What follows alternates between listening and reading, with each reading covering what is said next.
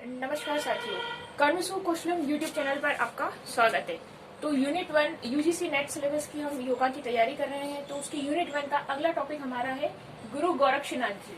गुरु गोरक्षनाथ जी के सामान्य जीवन परिचय के बारे में और उनका योग में क्या अवदान है, यानी कि क्या उन्होंने योग में प्रचार प्रसार किया, योग के किस प्रकार का, तो उसके बारे में हम चर्चा करेंगे और उनका सामान्य जीवन परिचय जानेंगे। उसके पहले हम देखते हैं गुरु गोरक्षनाथ। तो ये इसके पीछे शब्द आ रहा है नाथ।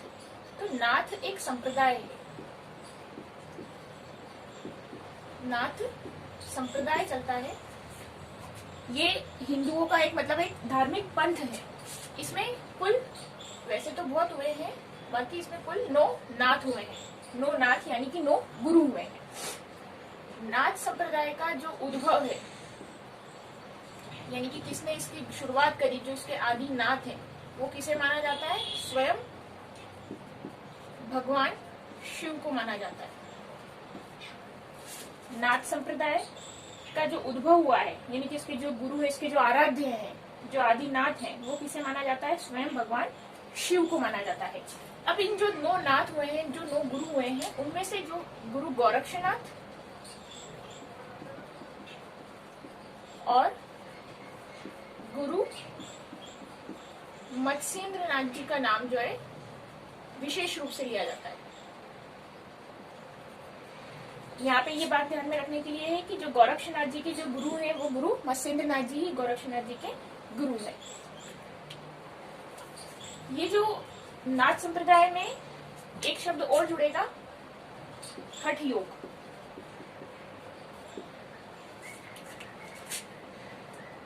हठ योग क्या है, उस पर भी हम चर्चा करते हैं, लेकिन उसके पहले ये देखते हैं कि उस समय पर जब गोरक्षनाथ जी थे, तो गोरक्षनाथ जी के समय पर उन्होंने एक नई प्रकार की योग विद्या का प्रचार प्रसार किया था। और वो योग विद्या क्या है, वो विशिष्ट विद्या क्या है? हठ योग। हठ योग जो है शरीर से मन को साधने की क्रिया है। इसमें हठ योग जो है वो शरीर से मन को साधने की क्रिया है। ऐसा कहते हैं कि भगवान शिव जी ने माता पार्वती को ही इस हठ योग की शिक्षा दी थी, और वही शिक्षा जो है गुरु मत्स्येंद्रनाथ जी ने अपने शिष्य गुरु गोरक्षनाथ जी को ये वाली शिक्षा दी थी। कौन सी? हठ योग की शिक्षा। तो नाथ संप्रदाय के उद्भव हो गए भगवान शिव। शिव जी ने पार्वती जी को, और पार्वती जी, और फिर उसी क्रम में आगे गुरु मत्स्येंद्रनाथ जी ने जो है गोरक्षनाथ जी को दी थी। उस समय मत्स्येंद्रनाथ जी ने जो है ये हठ विद्या सुन ली थी, और उन्होंने ही ये फिर गोरक्षनाथ जी को दी।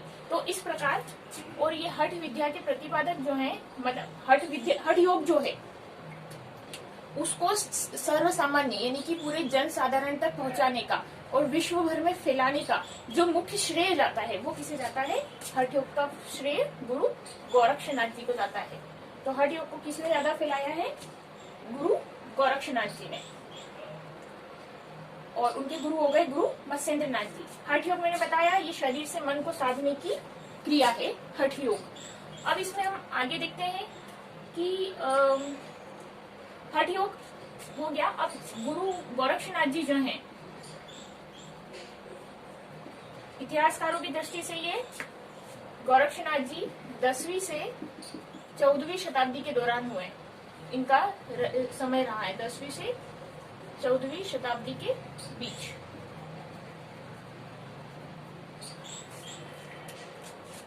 गोरक्षनाथ जी का, अब ये जो नाथ संप्रदाय और जो हठ योग है, हठ विद्या है, इसकी जो कर्म भूमि मानी जाती है, जहाँ इसकी शुरुआत हुई, फैलाया गया, वो माना जाता है उत्तर प्रदेश का गोरखपुर। उत्तर प्रदेश की गोरखपुर जो है, ये हठ विद्या और नाथ संप्रदाय की जो है वो कर्म भूमि मानी जाती है।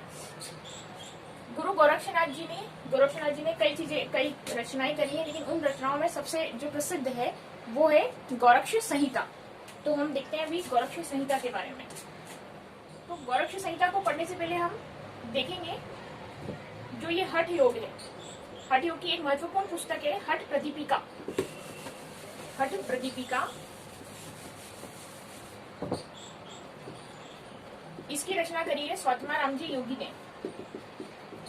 स्वात्मा राम जी योगी, इसमें भी स्वात्माराम जी योगी जो है गुरु गोरक्षनाथ को हठ विद्या का जो है मर्मज्ञ बता रहे हैं कि वही जो है इसके जो है महान मर्मज्ञ थे। किसे? हठ विद्या के, हठ योग के। और गुरु गोरक्षनाथ जी ने बोला है कि हठ योग जो है वो शरीर से मन को साधने की क्रिया है, साथ ही हठ योग जो है वो राजयोग की निसरनी के रूप में भी काम करता है। निसरनी यानी कि यदि किसी को राजयोग तक पहुंचना है तो वो हठ योग का सहारा ले। तो हठ योग जो है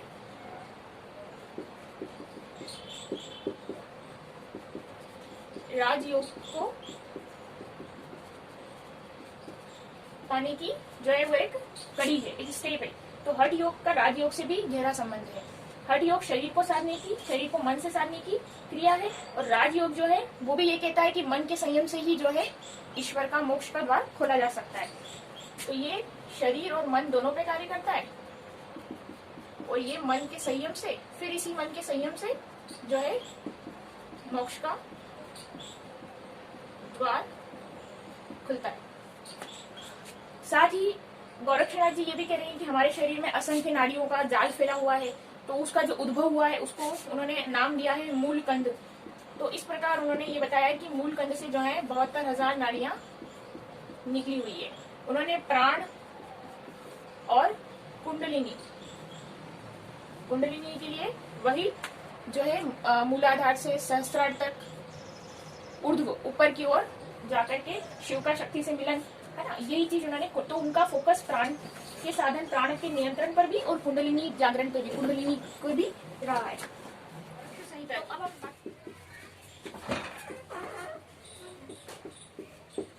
गोरक्ष संहिता, ये गोरक्षनाथ जी ने इसकी रचना करी है। एक और महत्वपूर्ण और हठ योग का एक महत्वपूर्ण और बहुत ही ज्ञान का बड़ा भंडार है, जिसमें जो गोरक्ष संहिता है वो 2 शतक में विभाजित है। शतक यानी कि इसको हम अध्याय बोल सकते हैं कि 2 अध्यायों में 2 शतकों में विभाजित है, और कुल इसमें 200 श्लोक है। प्रथम शतक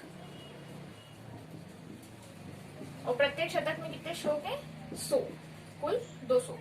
और इसमें प्रथम शतक में 100 श्लोक है।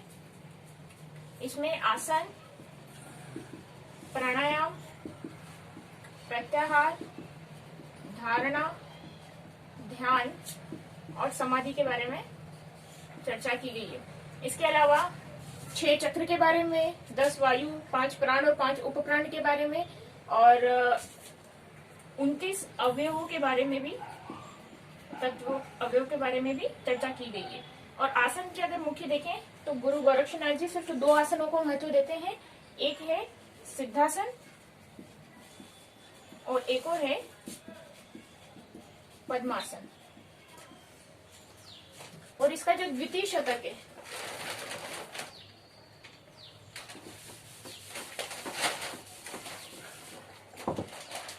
द्वितीय शतक, उसमें भी 100 श्लोक है। उसमें पूरा कुंभक प्राणायाम की कितने समय से, समय, स्थान और उसके बारे में जो है विस्तृत वर्णन द्वितीय शतक में मिलता है। तो इस प्रकार हमने आज देखा गुरु गोरक्षनाथ जी का पूरा जीवन लगभग परिचय और उनका योगिक अवदान, और उन्होंने किस योग की महत्वपूर्ण जानकारी दी है, हठ योग की। तो उनका फोकस मेन जो है योग का प्रकार, किस प्रकार का योग है, हठ योग का। तो आज हमने गुरु गोरक्षनाथ जी के बारे में पूरी चर्चा करी। अब नेक्स्ट वीडियो में हम चर्चा करेंगे नारद भक्ति सूत्र में योग के विषय पर। तब तक आप चैनल को ज्यादा से ज्यादा लाइक करें, कमेंट करें, सब्सक्राइब करें और ज्यादा से ज्यादा शेयर करें। Thank you.